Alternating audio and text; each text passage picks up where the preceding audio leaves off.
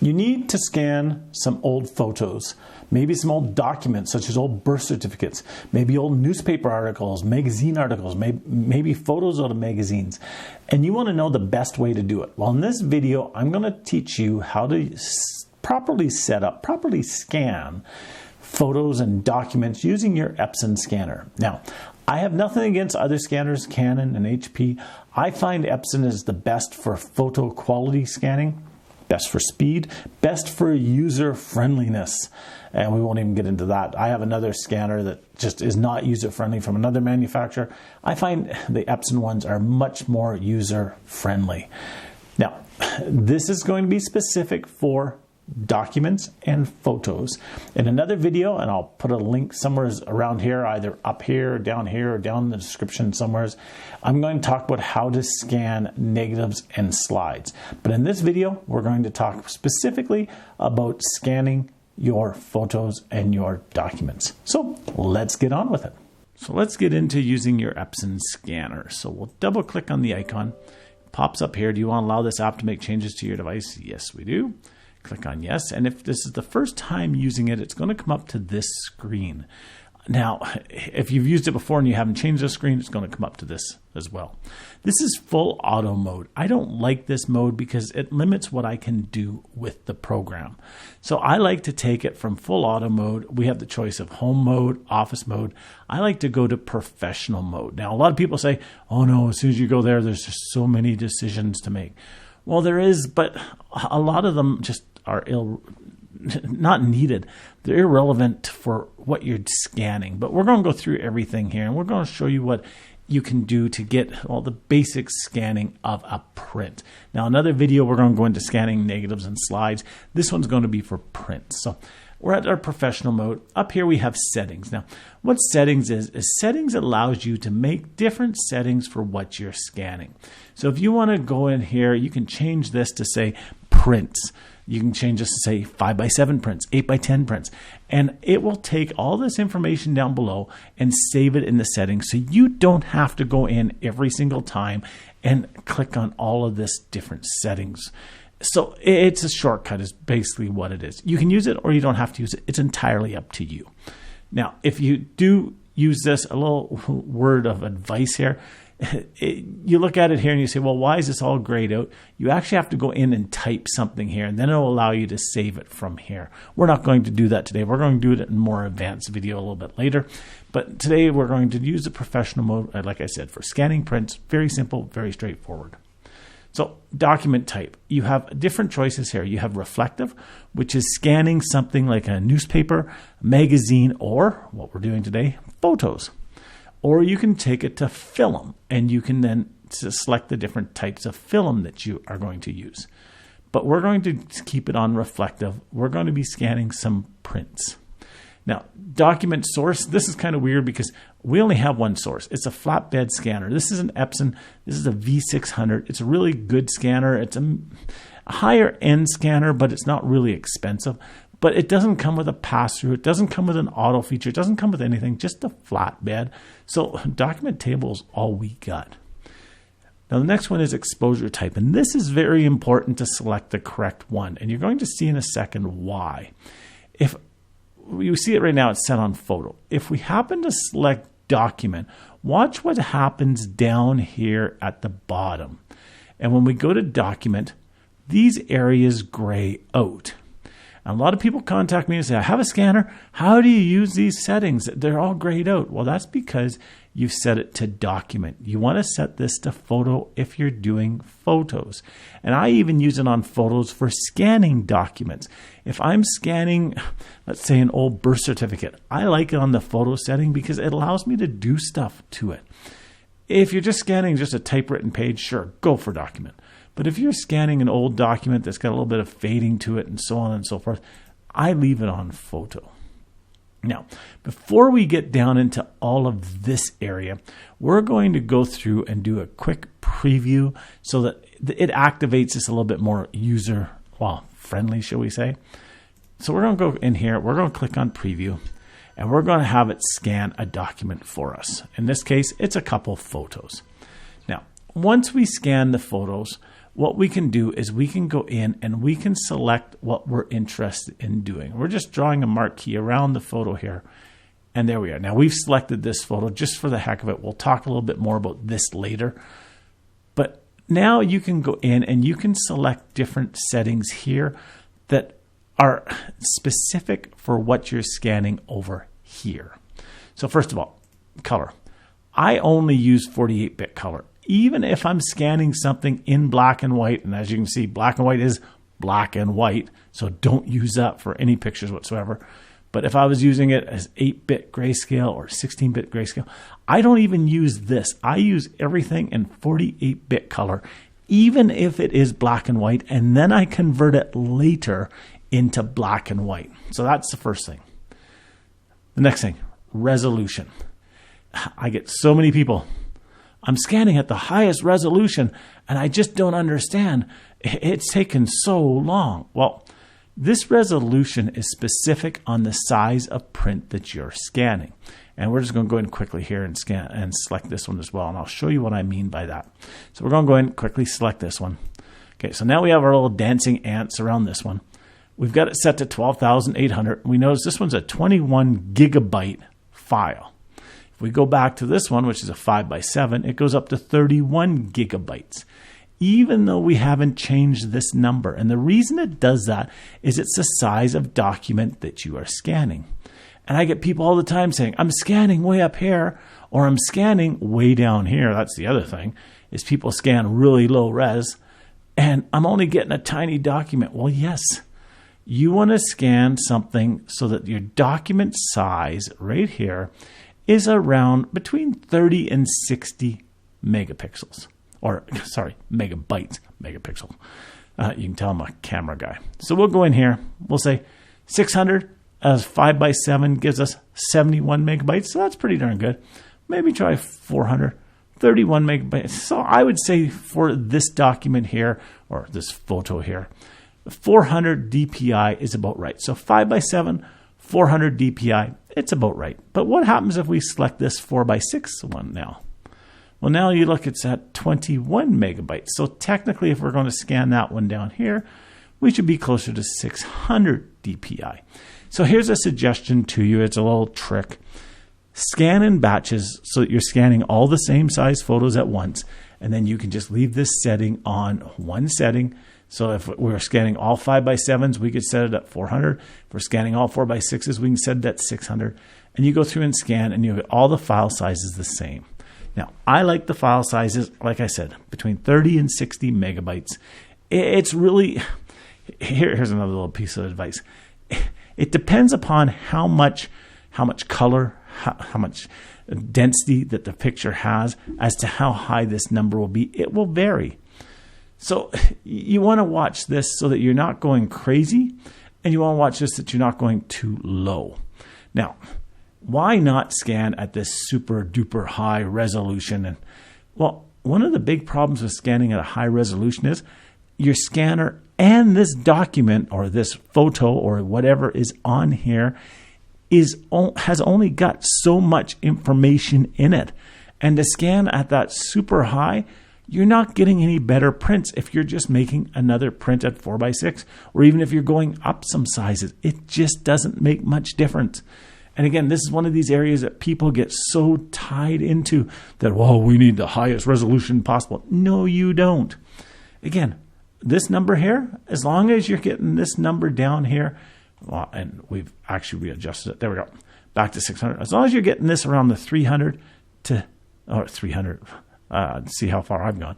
So the 30 to the 60 megabyte, there, finally got it out, amount, you're fine. So don't panic. So, okay, so we're going to keep going a little bit further here. Document size, I like it in inches. And no matter how many times I set it to inches, it always goes back to millimeters, which ticks me right off. But we won't say that to Epson. So it's telling me that this one's about a 4x6. It's a little bit smaller. So that's what our document is. If we click on this one here, it's telling us again, it's gone to millimeters. It's about a 5x7 document. Honestly, I don't look at this and I don't worry about that target size. In fact, you can hide the target size. I want it to be the original. I don't care anything about what it's going to, because these numbers are irrelevant. If I'm doing a 20 by 24, I don't want to go down here and have to customize it and everything. I just use the original and just leave it at that, and it saves a lot of hassles. Now, here, whenever you see a plus, you have extra stuff underneath it that you can select. And underneath image type, you can select speed priority scanning.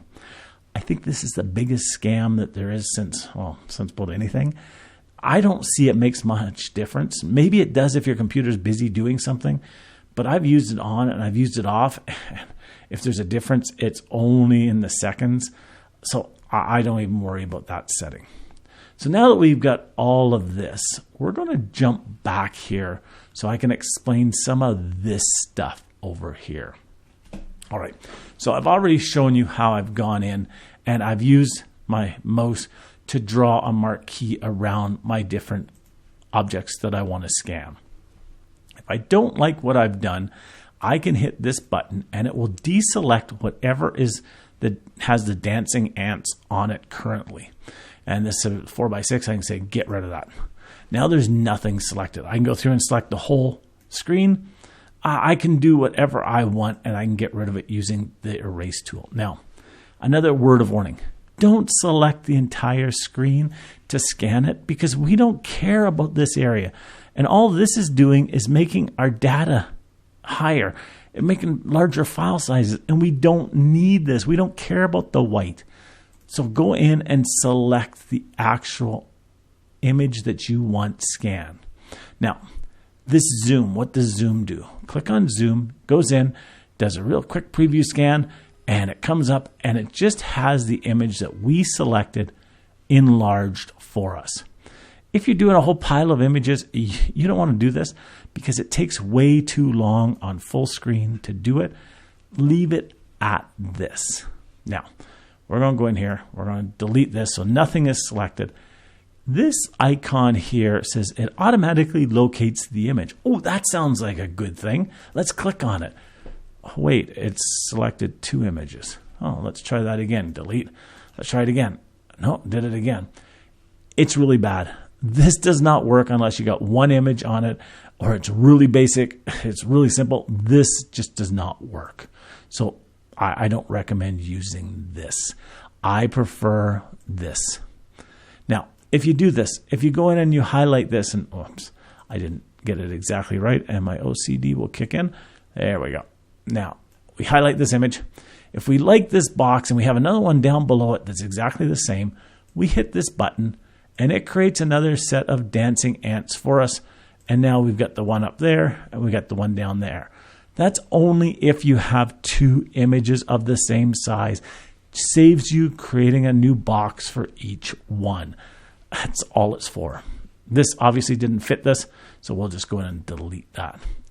Now, if I want to scan this one, I'd go in here and I would select this and I would go over to here. And now I've selected this one. Now you notice when I select this one down here, this one stops dancing.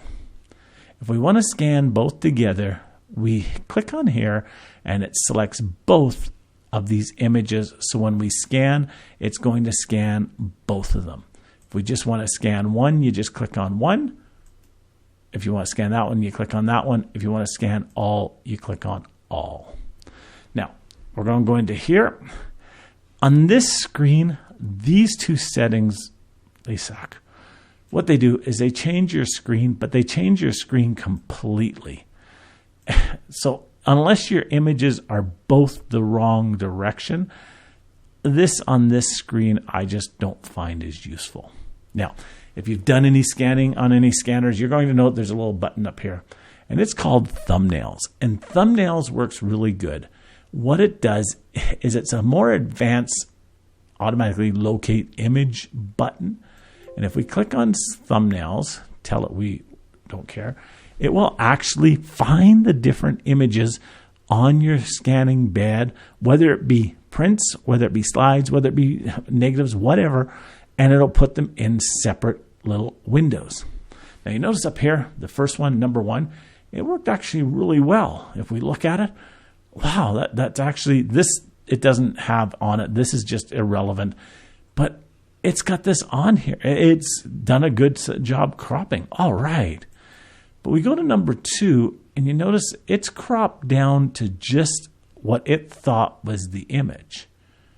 But if we go back here, you'll see that there's much more of the image around here. We wanted to keep all this white involved in the scan because that's part of the picture. But on the thumbnail, hold on, the thumbnail doesn't have that. And that's one of the problems using the thumbnail. If you are scanning in any document that doesn't have an absolute border to it that it can see, Epson Scanner, well, any scanner, is going to mess it up, and they're going to crop the image incorrectly. And this is really important for older pictures. I get pictures that are shot in the snow where there's not a defined line, and if you go to thumbnail, it will crop down and remove part of the picture. So be very careful if you're using thumbnail, because it may actually crop the image and you may lose some of the image, and it may be important. Pictures that have, the old Polaroids with the white borders around them, or the old pictures that used to have the little white around them when they were printed. If you want to keep that white, if that was important to you for some reason, you don't want to use the thumbnail setting. You want to go in and manually put in your selections here. All right. So that's pretty much this screen in a nutshell. And like I said, this is the basic one. We're not getting into some of these settings here. This is the basic how you're going to scan it. Now let's jump back to this side and let's get into some of the adjustments that we can make. So first of all, unsharp mask. You're going to see the unsharp mask is already selected. And the reason being is because when you install the Epson software, this is on automatically and it's set to medium. So what the heck is unsharp mask? Well, it's exactly the opposite of what you think it is. Unsharp mask sharpens your picture. I know it doesn't make sense. I get people all the time complaining that why do different programs have an unsharp mask? It just doesn't make sense again, but hey, that's what it's for. Low, it doesn't do a lot of sharpening. Medium, it does a little bit of sharpening, and high, it does an insane amount of sharpening. I don't like low and I don't like high. I prefer the medium setting. I find it works really well. I find it doesn't overly sharpen the picture. You may have to sharpen it a bit more after you're done, but it's not going to over sharpen it, so you have to try to get rid of that. So I find an unsharp mask, leave it set to the setting of medium, or if it's not there on your install, set it to medium. All right, what's descreening? Descreening is when you get a newspaper or you get a poster or you get a magazine picture that was printed using a screening process where they actually lay down tiny dots of different colors. And when you scan it in, what happens is these dots get exaggerated and they destroy your picture. So descreening will allow you to go in and change that. It smoothens it, it softens it, and you can tell it, was it newspaper, magazine, fine art, prints, or just a general. Now, I've tried all of these. I've tried general. I find it doesn't do much. It really depends, and you almost have to try here. The only problem that you have to watch out for is some settings down here will conflict with your resolution. So you have to be really careful, because sometimes when you go in and you tell it that you want it done at, let's say, fine art, it will come up and say, I'm sorry, you've got it set at a resolution that conflicts. So just be careful when you're doing that, that you're not changing something up here, or you're just going to have to figure a workaround for it. I would rather have it as a lower res picture, so I'm going to have it as a lower res picture so I can use this stuff down here, or I'm going to have it as a higher res and I'll do this stuff in an editing program later. So anyways, descreening, that's what that's for. On a regular photo that's printed, whether it's done the traditional chemical way or whether it's done on an inkjet printer, should not need this descreening turned on. Again, it's more for newspapers, magazines, fine art prints that were done in a magazine format, that type of thing. Now, color restoration. Color restoration works 50% of the time. The other 50% of the time, it goes nutso. And as we can see up there, this time it's going nutso. It seems to do better with a picture that's actually damaged, that actually has some color problems with it. It seems to understand that better than when you're working with a good picture. Because when you're working with a good picture, it tends to go absolutely overboard. So watch the color restoration, that it's actually doing something. You can turn it on, off, see if it makes the picture better. Sometimes you may even want to scan it and see if it is better side by side with one that doesn't have it on. So that's what that's for. Backlight correction. Backlight correction is when you have people that are dark in the picture because they were standing in front of a window, because it was bright behind them, but they were in the shadow. And it will lighten the picture up. Now, obviously, this one doesn't need it, but that's what it's for. And again, you can select low, medium, high, and it will go in and it will, well, try to make your picture look better. Be careful, because it can take the picture and make it look worse than what it actually was. So again, like color restoration, it can work, but be careful. Now, the next two. Dust removal, and again, we have under dust removal, low, medium, and high. And I'm going to I'm going to include, boy, my tongue's tied up, the digital ice technology. Both of these will get rid of dust. This one will get rid of dust and clean up the picture and do all of this stuff and everything. I find both of these settings do more damage than is really worthwhile. Let's just go in here again. Let's pick this one. Let's go to dust removal. We can go in dust removal. We can say, like, go high dust removal, and it'll find any dust up here. Problem one with using this is it takes more time to scan. Problem two is that it may see this tiny little speck here as a piece of dust, and it will get rid of it. Now, unfortunately, when it gets rid of it, it's harder to get it back. So I prefer not using dust removal, nor do I like using the digital ice technology, because I can work on it in Photoshop, or you can work on it in GIMP or in Affinity or whatever program you want to work on it in. And you can always go back if you've gone too far. Whereas if you scan with these two on, the problem is the picture that you get, the digital image that you get, that's what you got. And it's hard to go back and fix some of the stuff. So really, these two settings I find are useless. Now, we have more settings here, but this is going to be what we talk about in the more advanced scanning video. So for this point, we're going in here. We're selecting this image here. We got that 71 megabytes. So I think we went down to 400, and that was closer to 31. So that's what we want there. We've already previewed it, so now we're going to tell it to scan. You click on the scan, the dancing ants are up here, and now it's going to go in and it's going to scan it for us. It's then going to send it to the folder that it has been preset up to send the picture to. And there we are, done. It's already gone. On my computer, I know that the picture is going to be scanned and sent into this folder right here. And there it is there. Whether it's correct, whether it could be better or anything, that's going to be what you work on now. And actually, if we look right here in the corner, we can see a little piece of dust down here. And there's a piece of dust down here that we can get rid of, and some more across here, one up here. I would now go into my Photoshop program, and I would fix this picture from here. Again, if I want this one scanned, I could scan it here at 21, but why don't we go up to 600? That's got it closer to 48. We hit scan, and it'll scan this one. You could scan both together if you wanted to, just by hitting all up here. Here we go. I love this. It always comes up saying not responding while it's actually working. Now it's scanning this one, and it's putting it into the folder where I've got this one in. And that's all you do. That's it. That's for basic scanning. There we are there. Pretty simple, pretty straightforward. Do it repeatedly over and over and over enough times, and it becomes second nature to you. Now, in the next video, we're going to talk about how to scan slides, negatives, and what you should do for those settings. So thank you for joining me. Have yourself a great day, and we'll talk to you soon. Bye-bye now.